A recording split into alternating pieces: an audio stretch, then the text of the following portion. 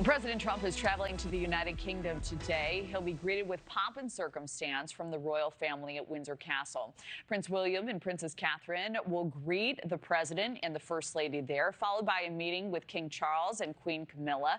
But the visit is more about just pleasantries. President Trump also said to sign a nuclear deal between the U.S. and the U.K.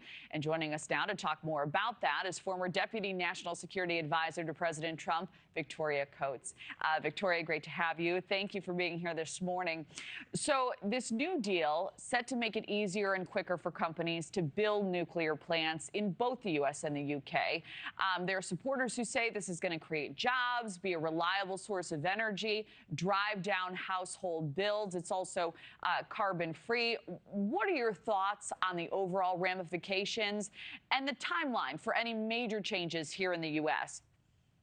Well, good morning, Kelly. Good to be with you. Now, this is a really important deal, and civil nuclear power is very important to President Trump. It's very important to his Secretary of Energy, Chris Wright, who comes from the nuclear industry. So this is a way for the United States and the United Kingdom to band together to ensure we're going to have plentiful energy for our civilian populations going forward. And we all know that the demands on our grid, on our power supplies, are going to go up enormously in coming years with all of the demands from artificial intelligence and other new technologies that are coming online for us. And I think what you see President Trump doing here is making sure we're going to have the power to fuel that innovation. So opponents have been vocal about some risks of nuclear meltdowns, radiation exposure, nuclear waste. Are there any drawbacks to this plan that concern you at all? Really, they don't. I mean, I grew up right by 3 Mile Island, which was supposed to be this great nuclear disaster. That meltdown actually never happened, and 3 Mile Island is being reopened by Microsoft as a dedicated power supply. So we have the safest civil nuclear industry in the world. We're taking, I'm sure, every precaution to make sure these modern plants, which are safer than the old ones, remain, are not posing a threat to the American or the British people. And I'm quite confident that our Department of Energy and our counterparts in the UK can keep that safe. You know, at the same time, the White House reportedly noted this initiative will greatly reduce British dependence on Russian oil. That's something that has been a major roadblock in ending the war in Ukraine. How significant do you see that goal when you consider all the dynamics at play right now?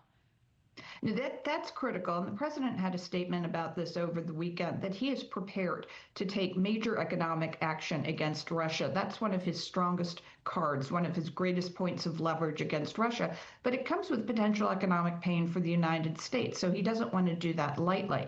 Instead, he wants the Europeans to stop buying Russian gas and oil. It's ridiculous. For 3.5 years, they've been essentially bankrolling this war raging on their own continent. So I think if we can get after those European sales and then sales to an ally like India, now the second biggest consumer of Russian energy, but a great and good ally of the United States, we should work with India to make sure they have the fuel they need and get them off the Russian gas. You know, and more broadly, we have about a minute left, but I do want to ask you, it's rare for a sitting president to get a second state visit. Yet King Charles, he broke tradition, extended another invitation to the president. What do you see as the significance of this really unprecedented move?